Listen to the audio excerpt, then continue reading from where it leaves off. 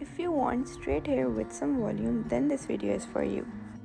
So first thing first, you have to apply your favorite heat protecting spray and make sure कि आपके बाल 70% dry हो. Then you all must have familiar with this OneStep hair dry brush. This is my absolute favorite. Then आपने अपने बालों को section कर लेना है और आपने अच्छी तरह से इनको ड्राई कर लेना है. Then आपने इस ड्रायर को आउटवर्ड साइड की तरफ थोड़ी देर के लिए होल्ड करके रखना है ताकि आपको ब्लो ड्राइड इफेक्ट मिल जाए.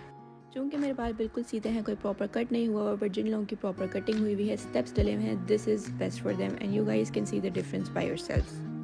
And in the end what I like to do is कि मैं अपने फ्रेंड के बालों को लेके उनको ऊपर की तरफ होल्ड करती हूँ for 2 to 3 seconds and you can see कि बहुत मज़े के कर्टन बैंग्स की तरह का एक इफेक्ट आ जाता है. And I kid you not guys, it's even better than the straightener because straightener आपके बालों को बहुत ज़्यादा फ्लैट कर देता है, बट ये आपके बालों को बहुत मज़े का वॉल्यूम देता है and your hair will stay like this until you wash them.